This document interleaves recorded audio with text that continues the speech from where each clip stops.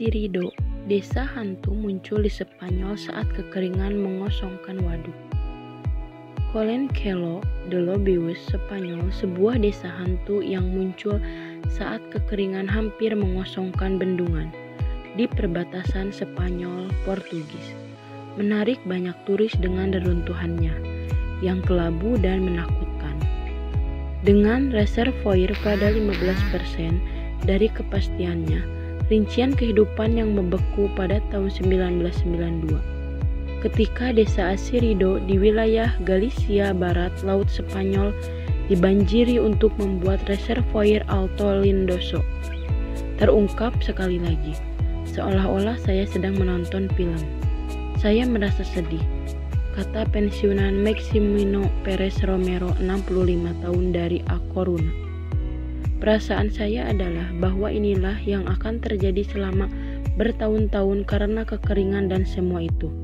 Dengan perubahan iklim, berjalan di tanah berlumpur yang retak akibat kekeringan di beberapa titik. Penghujung menemukan sebagian atap yang runtuh, batu bata dan puing-puing kayu yang pernah menjadi pintu atau balok. Dan bahkan air mancur minum dengan air yang masih mengalir dari pipa berkarat. Peti-peti berisi botol bir kosong ditumpukan di tempat yang dulunya adalah kafe. Dan sebuah mobil tua yang setengah hancur berkarat di dekat dinding batu. Rekaman drone menunjukkan gedung-gedung terlantar.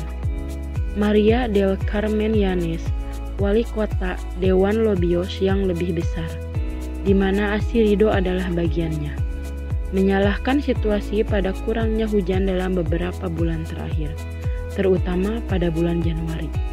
Tetapi juga pada apa yang dia katakan sebagai eksploitasi yang cukup agresif oleh Utilitas Listrik Portugal, IDP, yang mengelola reservoir. Pengunjung menemukan sebagian atap runtuh, batu bata dan puing-puing kayu yang pernah menjadi pintu atau balok. Pada 1 Februari, pemerintah Portugal memerintahkan 6 bendungan, termasuk Alto Lindoso, untuk hampir menghentikan penggunaan air untuk produksi listrik dan irigasi. Karena kekeringan yang semakin parah, IDP mengatakan tingkat reservoir yang rendah disebabkan oleh kekeringan. Tetapi itu pengelola sumber daya air secara efisien dan ini di atas persyaratan minimum, termasuk Alto Lindoso. Pertanyaan tentang berkelanjutan waduk bukanlah hal baru. Tahun lalu, beberapa desa Spanyol mengeluh tentang bagaimana utilitas listrik menggunakannya setelah penarikan cepat dari danau oleh Iberdrola di Spanyol Barat. Perusahaan mengatakan itu mengikuti aturan.